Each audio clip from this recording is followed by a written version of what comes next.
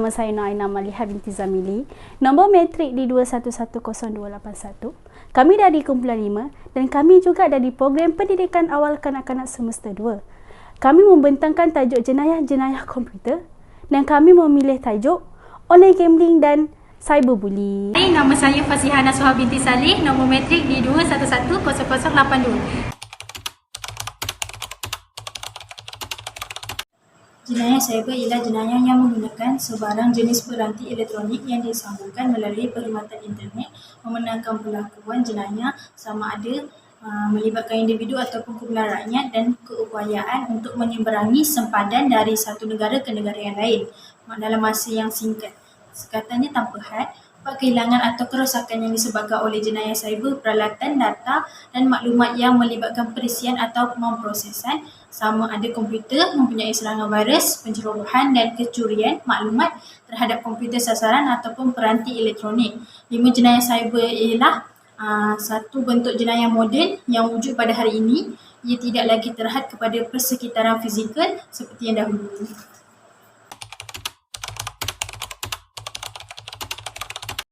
Polis cyber ditaklifkan sebagai pengguna komunikasi berasaskan teknologi termasuk telefon bimbit, email, mesej, segera dan web sosial.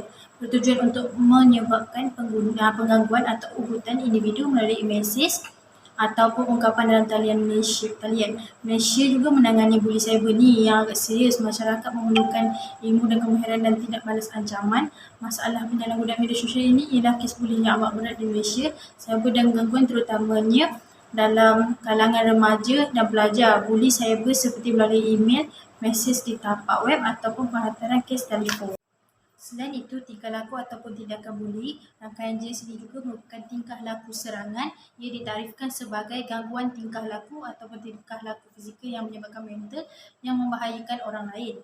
Mangsa buli cyber akan terjejas secara negatif oleh fenomena ini dan mereka berkemungkinan mengasingkan diri, terutamanya aktiviti sekolah, mengatasi tekanan minda dan badan dan kemungkinan berfikir ingin membunuh diri. Mangsa buli yang mengalami kemurungan itu rasa rendah diri, masalah kesihatan dan kemungkinan untuk membunuh diri akan berleluas. Seterusnya, buli yang berlaku di alam maya mudah dilakukan tanpa pengetahuan sesiapa pelakunya. Tempoh penyebarannya kepada orang ramai adalah singkat dan pantas dan ia tidak boleh dihapuskan dengan begitu mudah. Internet adalah salah satu alat media sosial yang digunakan oleh remaja untuk penyalahgunaan aktiviti buli cyber dan remaja memaparkan tingkah laku agresif di ruang cyber. Media sebagai ruang paling selamat untuk menggunakan identiti palsu di laman rangkaian sosial untuk membalas dendam terhadap mangsa, penggunaan laman rangkaian sosial, telefon bimbit dan pelbagai alat telekomunikasi untuk memeras ugut mangsa dengan memasukkan identiti sebenar pelaku, menyebarkan fitnah, berita palsu atau video dan membawa keaiban kepada individu.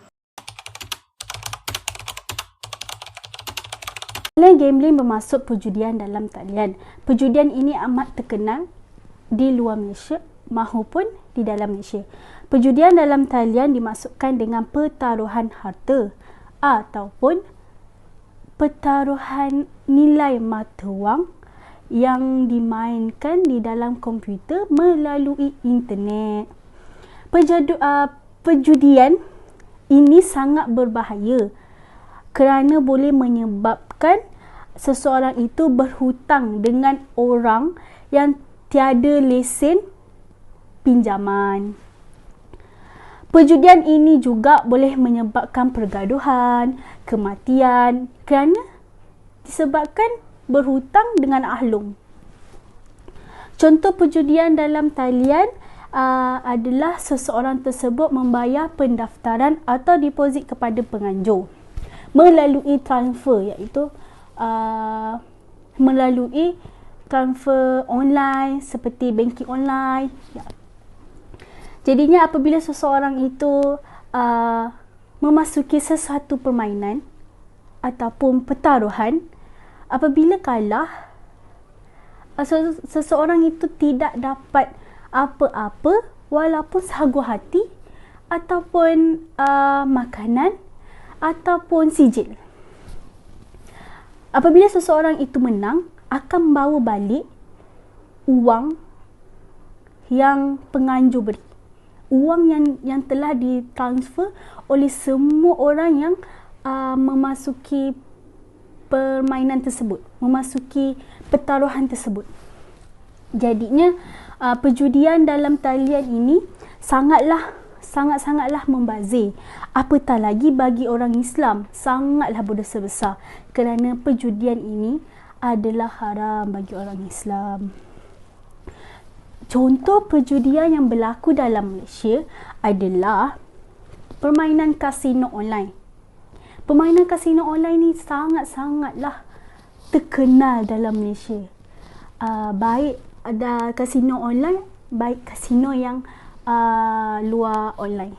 Permainan kasino online ini kebanyakannya berlaku pada orang remaja dan pada orang dewasa. Perjudian ini sangatlah tidak berfaedah kepada semua orang kerana ia boleh menyebabkan seseorang ni berubah tingkah laku kepada keburukan. Tingkah laku seseorang tersebut akan berubah kepada keburukan. Sebagai contohnya, balik lewat, kerap memegang handphone, kerap membuka internet, dan kerja-kerja yang berfaedah diorang tidak buat. Kerja perjudian yang tidak berfaedah itulah ramai yang buat, dan disebabkan perjudian dalam talian ini ramai sangat orang terpengaruh dan ramai sangat orang kena tipu daripada mesej, daripada permainan-permainan.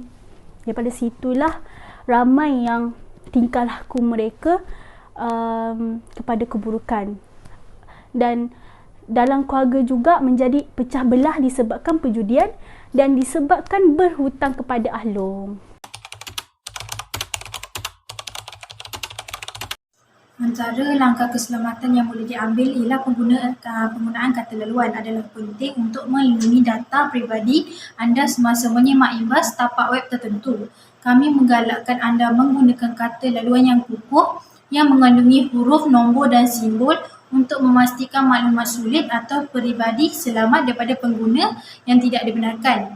Di samping itu, kami menggalakkan anda menukar kata laluan anda dengan kerap sekurang-kurangnya setiap 6 bulan dan elakkan penggunaan kata laluan yang sama supaya akaun kewangan, sejarah kredit dan aset lain tidak boleh dikompromi dengan mudah oleh sesiapa sahaja. Seterusnya, kemaskini perisian keselamatan ialah program yang direka untuk melindungi maklumat pada sistem komputer, rangkaian atau mana-mana peranti mudah alih. Ia mengawal akses pihak ketiga dan menyediakan perlindungan data, melindungi sistem daripada virus ataupun gangguan rangkaian internet dan mempertahankan daripada risiko keselamatan kepada sistem yang lain. Oleh itu, lindungi perisian komputer ataupun telefon pintar anda dengan mengemaskini perisian keselamatan seperti perisian antivirus atau anti-spyware yang terkini, dan elakkan perisian keselamatan yang lapuk kerana ia tidak akan melindungi data anda. Kemudiannya, melaporkan kepada pihak berkuasa penggunaan internet yang menjadi mangsa jenayah cyber, selalunya tidak melaporkannya kepada pihak berkuasa kerana takut atau pemalu. Jika anda telah ditipu oleh sesiapa, laporkan perkara itu kepada pihak berkuasa dengan segera supaya mereka boleh membantu anda. Selain itu, sekiranya berlaku pelanggaran maklumat, kehilangan aset seperti teknologi, maklumat dan komunikasi iaitu ICT, adalah penting untuk melaporkan kepada pihak berkuasa atau Jabatan Teknologi Maklumat di tempat kerja untuk siasatan lanjut.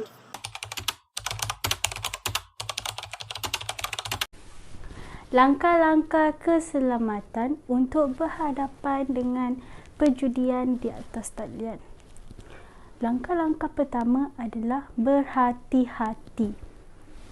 Berhati-hati ni bermaksud apabila seseorang tersebut mendapat mesej ataupun mendapat ajakan daripada penganjur, perlulah banyak bertanya dengan orang jika tidak mengetahui sesuatu permainan tersebut. Apabila kita banyak bertanya dengan orang, kita akan mendapat ilmu pengetahuan yang baru mengenai permainan tersebut atau sama ada melibatkan perjudian ataupun tidak.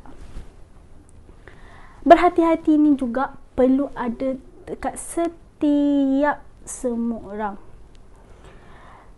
Untuk mengelakkan ataupun untuk berhadapan dengan perjudian online ni, semua masyarakat, semua manusia perlu peka dalam memilih permainan dari ajakan penganjur. Kerana penganjur akan membuat kita terpengaruh dengan mereka, sehingga kan kita boleh terjebak dengan perjudian dalam talian ini. Sebab apabila kita dah terjebak dengan perjudian dalam talian ini, sangatlah susah untuk kita perbaiki balik. Sebab perjudian dalam talian ini bagi para pejudi sangatlah seronok, kerana bila menang diorang akan dapat duit banyak, bila kalah duit diorang akan habis. Kira-kira macam itulah. Jadinya sebagai manusia perlulah berhati-hati ketika mendapat mesej, mendapat ajakan daripada penganjur. Jadinya peka dalam memilih sesuatu permainan. Janganlah kita terus memilih permainan tersebut, terus mengambil tindakan dengan membayar pendaftaran melalui transfer, membayar deposit dahulu. Jadinya berhati-hatilah. Langkah keselamatan yang kedua adalah jangan mudah terpedaya dengan mesej, dengan ajakan melalui media sosial seperti WhatsApp, Instagram, Facebook, Twitter. Jangan mudah terpedaya. Permainan tersebut senang dan tidak memerlukan uang. Jika memerlukan wang, permainan tersebut tidak mendapat faedah kepada diri sendiri. Dan kita janganlah mudah terpedaya dengan kata-kata orang, dengan mesej orang. Apabila kita mendapat mesej dari Instagram, dari Facebook, dari Twitter, dari WhatsApp, perlulah selidik terlebih dahulu sebelum membalas mesej tu, sebelum mengambil tindakan, sebelum menerima mesej tersebut, menerima ajakan tersebut. Selidik dahulu, sama ada selidik dalam Google ataupun bertanya kepada penganjur, banyak soalan kepada penganjur. Kerana mesej tersebut boleh membuatkan kita terpengaruh apabila kita tidak sedar yang kita telah memasuki perjudian dalam talian. Kita juga perlu fahamkan terlebih dahulu mesej tersebut. Janganlah kita terus mengambil tindakan dengan memilih permainan-permainan yang disenaraikan lah. Janganlah terus membayar deposit, membayar pendaftaran. Kita kena fahamkan dulu mesej dia, ataupun kita kena selidik dahulu, fahamkan dahulu mesej tu. Kita jangan terlalu excited untuk memilih sesuatu pertandingan ataupun dipanggil pertaruhan. Kadang-kala penganjur para penjudi ni akan menyebut pertandingan, bukannya pertaruhan. Tetapi kita tidak tahu apabila kalah tak akan dapat apa-apa. Apabila menang akan membawa balik banyak sangat wang. Jadi sebagai manusia yang bijak, yang pandai, haruslah selidik, haruslah fahamkan. Jika tidak faham, perlulah selidik kepada orang yang lebih memahami dalam situasi perjudian, situasi pertandingan permainan. Langkah yang ketiga pula, membuat penyelidikan ataupun membuat research. Kebanyakannya orang yang memasuki perjudian ni tidak membuat research bahawa perjudian ni sangatlah membazir, sangatlah merugikan seseorang tersebut. Apabila kita membuat research, secara tidak langsung akan mendapat ilmu pengetahuan yang banyak tentang perjudian, tentang permainan.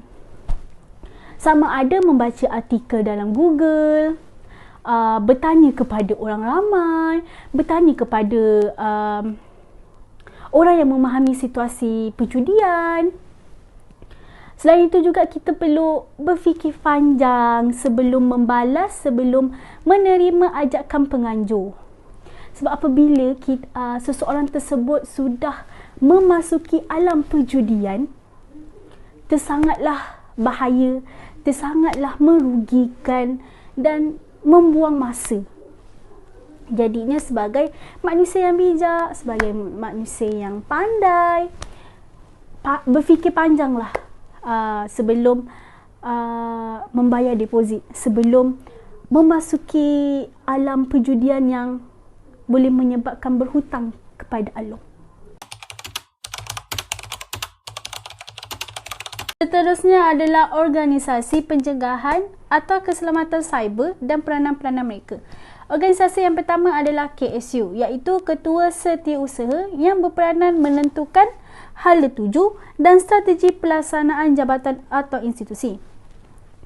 KATS pula bermaksud Keselamatan Cyber Kementerian Sumber Asli dan Alam Sekitar. KATS ini merancang, mengenal pasti dan mencadangkan sumber seperti kepakaran, tenaga kerja dan dana yang diperlukan untuk melaksanakan arahan. Jika arahan KATS ini terlaksana, maka mereka akan bertanggungjawab melantik CIO. CIO ini pula bermaksud Chief Information Officer. CIO ini berperanan membantu KSU. Ketua Setiausaha. Maka CIO ini membantu KSU dalam melaksanakan tugas yang melibatkan keselamatan cyber. CIO ni membantu KATS dalam membangunkan dan menyelaras pelaksanaan rancangan kesedaran dan latihan keselamatan cyber. Organisasi keselamatan yang seterusnya adalah ICTSO, iaitu Information Computer Technology Security Officer, yang berperanan sebagai merancang, melaksana, mengurus dan memantau program keselamatan cyber KATS dan penggunaan mandato KATS PKS.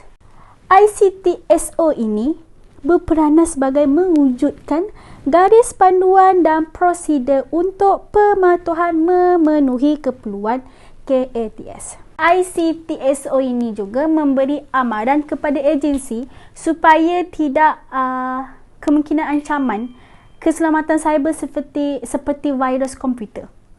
Jadinya semua pihak perlu bekerjasama dalam organisasi keselamatan cyber ini. Assalamualaikum, saya Nurizati Natasha binti Muhammad Nazrin dengan nombor metrik D2110291.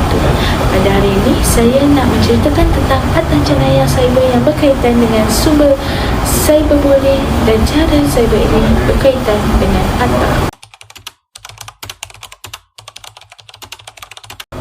Kembangan teknologi maklumat memerlukan kawalan undang-undang baru di alam cyber yang sama sekali berbeza dengan undang-undang yang berlaku di dunia nyata dan metodologi empirikal, iaitu undang-undang penciptaan manusia yang telah diamalkan sejak sekian lama tidak mencukupi untuk menyelesaikan masalah dalam kepelbagaian jenayah cyber. Buli cyber ini memerlukan perundangan khusus kerana undang-undang lama mengenai buli cyber di beberapa negara tidak meliputi buli di alam cyber. Walau sesetengah negara tidak mempunyai undang-undang khusus terhadap buli cyber, sekurang-kurangnya undang-undang sedia ada perlu diubah untuk mengawal aktiviti ini. Di Malaysia kini tiada akta yang khusus yang telah diwartakan oleh kerajaan bagi mengawal aktiviti buli cyber yang berleluasa di negara kita. Tidak seperti United Kingdom maupun Afrika, buli cyber di Malaysia juga tidak ditakrifkan dengan jelas oleh mana-mana undang. Bahkan peruntukan yang menghampiri perbuatan buli cyber ini adalah tidak jelas seperti mana yang telah termaktub di bawah Seksyen 211 dan Seksyen 233, iaitu Akta Komunikasi dan Multimedia 1998. ataupun Akta 588. Seksyen 2.211 Akta Komunikasi dan Multimedia 1998 antara matlamat Akta Komunikasi dan Multimedia ialah menggalakkan matlamat dasar kebangsaan bagi industri komunikasi dan multimedia serta mewujudkan rangka kerja pelesenan dan pengawal selia bagi menyokong matlamat dasar kebangsaan bagi industri komunikasi dan multimedia. Bagi Seksyen 211 menjelaskan bahawa tiada pemberian aplikasi kandungan atau orang lain yang menggunakan perkhidmatan aplikasi kandungan boleh memberikan kandungan yang sumbang, lucah, palsu, mengancam atau buruk sifatnya dengan niat untuk mengacau, mendera, mengugut dan mengganggu ketenteraman orang lain. Bagi seseorang yang melanggar Subseksyen 1 ia ialah satu kesalahan dan apabila disabitkan boleh dikenakan denda tidak melebihi RM50,000 atau dipenjara selama tempoh tidak melebihi 1 tahun atau kedua-duanya dan juga boleh dikenakan denda RM1,000 setiap hari atau sebahagian daripada sehari. Kesalahan akan diteruskan selepas pensabitan. Bagi Seksyen 233 pula, akta diperuntukkan seperti jika seseorang menggunakan mana-mana kemudahan rangkaian atau perkhidmatan, seseorang itu memerlukan suatu komunikasi dengan menggunakan mana-mana perkhidmatan aplikasi sama ada ia secara terus berulang dan sebagainya, dan dalam masa itu komunikasi mungkin atau tidak mungkin berlaku yang dapat mendedahkan identiti seseorang. Jika seseorang telah berjaya mengambil identitinya, mereka akan mengacau masyarakat dengan menggunakan nombor yang tidak dikenali. Lebih dibimbangkan apabila seseorang pembuli boleh terlibat dengan pembulian tanpa ditegur kerana mereka berada di dalam perimeter sekolah. Pesalah juga boleh menghantar mesej menghina tentang mangsa kepada khayalan ramai dengan tidak terbatas bilangannya dengan hanya menekan seseorang menggunakan nombor yang tidak dikenali dan mencuri segala identiti yang ada di negara kita. Hanya dua peruntukan ini sahaja yang paling bersesuaian untuk dikaitkan dengan masalah buli cyber di Malaysia.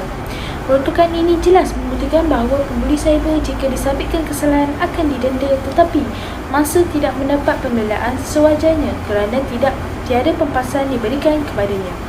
Menerusi peruntukan ini juga, tiada penjelasan secara terperinci diberikan tentang hak-hak mangsa untuk membuat tuntutan remedi di mahkamah bagi mendapatkan suatu perintah tegahan.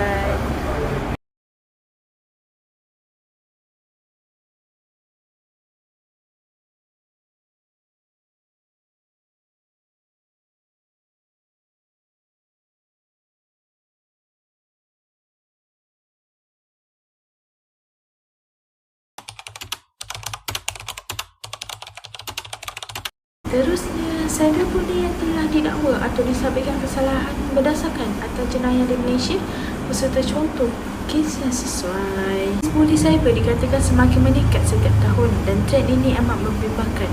Bully cyber mempunyai kesan yang lebih besar daripada bully fizikal. Mangsa bully cyber sering berasa tertekan, jadi dalam beberapa kes mangsa cuba bunuh diri. Maka Parlimen Bucong dan Bekal Menteri Komunikasi dan Multimedia Goi Sing mencadangkan undang-undang jenayah perlu dilaksanakan di bawah Kementerian Komunikasi dan Multimedia bagi membendung isu itu dan kekal bebas. Kes itu turut mendapat perhatian Menteri Diraja Persatuan Kebangsaan Datuk Sarifuddin Abdullah yang berkata kerajaan sedang menjalankan penyelidikan dan siasatan untuk mencapainya sebagai contoh atlet gimnastik artistik iaitu Farhan Abdul Hadi yang sering dijadikan mangsa buli cyber kerana terjadi daripada aktiviti yang dimasukinya dan ia berlaku dari jenis pemakaian yang dipakainya. Namun pelakon dan penyanyi Yana Sazrul juga merupakan salah seorang mangsa buli dan beliau telah membuat laporan polis atas seorang pengguna yang sengaja meninggalkan komen lucu dan kelakar yang menyebabkan pelakon tersebut tidak selesa dengan semua itu. Kes buli yang sering berlaku di Malaysia adalah murid sekolah membuli kawannya untuk memberikan duit ataupun meminta mereka untuk memberikan makanan. Hal ini dikatakan demikian kerana orang ramai sering melihat terdapat beberapa murid sekolah sering melakukan bully cyber terhadap rakannya yang menyebabkan mereka takut untuk pergi ke sekolah dan menjadi trauma sehingga takut untuk berjumpa kawan-kawannya. Cyberbully juga kadang-kadang melibatkan urutan seperti keganasan, fizikal ataupun seksual, dan dalam masa yang sama ia boleh menyebabkan kematian, bunuh diri kerana tekan dengan mental dan emosi yang dihadapi oleh mangsa. Itu jenayah cyberbully ini harus dicegah sejak awal lagi kerana ia akan memakan diri kita sendiri. Sebagai ibu bapa, kita haruslah sentiasa menanyakan kepada anak kita tentang persekolahannya pada hari ini. Sekiranya muka mereka menampakkan bahawa mereka dibuli, sebagai ibu bapa perlulah sentiasa mengambil iktibar dan berjaga-jaga ketika ingin menghantar anak-anak ke sekolah. Tuntasnya, bully cyber ini merupakan gejala yang sangat serius kerana mangsa buli akan memperoleh kesan negatif yang berpanjangan dan kekal selama hidup mereka. Gejala yang membimbangkan ini juga mampu membawa kepada masalah mental dan kesihatan mereka. Paling bahaya, gejala ini mungkin mengakibatkan mereka mencederakan diri sendiri atau lebih teruk, membunuh diri. Sekian dari saya. Terima kasih. Assalamualaikum dan selamat sejahtera. Nama saya Nurdina Isyirah binti Muhammad Syukri, selaku daripada College Universiti Islam Melaka, Diploma Pendidikan Awal Kanak-Kanak yang memegang nombor matriks D21100175, ingin membentangkan dua soalan yang telah diberikan, iaitu berkenaan dengan jenis jenayah komputer iaitu online gambling berdasarkan soalan D dan juga soalan E. Cuti dalam talian di sebuah premis di Taman Kota Jaya. Di sini seolah-olah memperlekehkan undang-undang apabila masih lagi beroperasi walaupun 2 kali diserbu pada 14 dan 17 Disember yang lalu.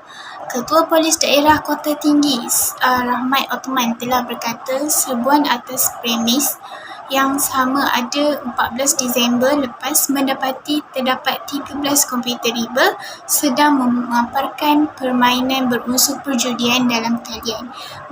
Berikutan itu, polis telah menahan 2 lelaki penjaga premis yang berusia 21 tahun dan juga 47 tahun serta merampas beberapa peralatan berkaitan. Kata beliau kepada pemberita di sini, satu antara barangan yang dirampas ialah 1 set komputer utama, 12 komputer riba jenama Acer dan wang tunai berjumlah RM95. Yang sedemikian akan meragut nyawa pengguna jika tidak mengambil langkah berjaga-jaga. Sungguh pun begitu, usaha kerajaan dan untuk mengekang perbuatan ini dapat dilihat dengan penguatkuasaan undang-undang seperti Akta Percetakan, Akbar dan Penerbitan 1984. Selain itu, jika rakyat Malaysia tidak meng-log out akaun mereka, akan terjadinya kes kecurian maklumat seperti ini. Terjadi apabila pengguna tidak berhati-hati. Penggodam juga adalah merupakan jenayah cyber yang sangat terkenal di kalangan pengguna internet. Menggodam adalah memasuki sesuatu sistem tanpa melalui kod keselamatan. Perbuatan ini hanya boleh dilakukan oleh seseorang yang bijak, pandai tentang internet kerana dapat memudahkan mereka untuk menggodamnya. Perkara dapat membahayakan pengguna kerana penggodam dapat mengetahui maklumat sulit pengguna daripada kosong sehinggalah akhir.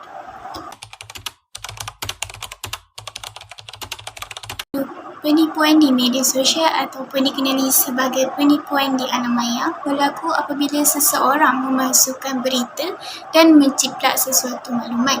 Terdapat juga pihak yang mengambil kesempatan dan menciplak akaun bank. Sebaliknya, mencuri duit yang ada di dalam bank. Untuk menipu sangat mudah kerana jenayah cyber hanya memerlukan internet dan perisian pelayar sahaja. Perjudian secara maya juga merupakan satu jenayah dan tidak seperti yang kita sangka. Perjudian secara maya menjadi jenayah cyber kerana tidak berdaftar. Apabila hal ini terjadi, maka risiko hilang wang pertaruhan dan penipuan adalah amat berisiko tinggi. Kes kali ini, polis menahan 7 orang lelaki antara 20 hingga 47 tahun termasuk 2 penjaga yang sama yang telah ditahan pada 14 Disember yang lalu. Beberapa barangan yang telah dirampas termasuk 1 set komputer utama, termasuk unit pemprosesan utama CPU, 25 set komputer riba dan pelbagai jenama, 1 unit modem Wi-Fi TM dan wang tunai berjumlah RM323. Kesemua lelaki itu ditahan untuk membuat siasatan dan dibebaskan dengan ikat jamin dan keesokannya dengan kes disiasat di bawah Seksyen 4BA Akta Rumah Judi Terbuka 1953. Ini disiasat di bawah Seksyen 4BA Akta Rumah Judi 1953 jika disabit kesalahan boleh dikenakan denda antara RM10,000 hingga RM100,000 bagi setiap mesin judi. Hukuman dan penjara maksimum 5 tahun. Menurut Rahman, premis berkenaan sekali lagi diserbu pada 17 Disember lepas dan mendapati mereka masih menjalankan perjudian di dalam talian.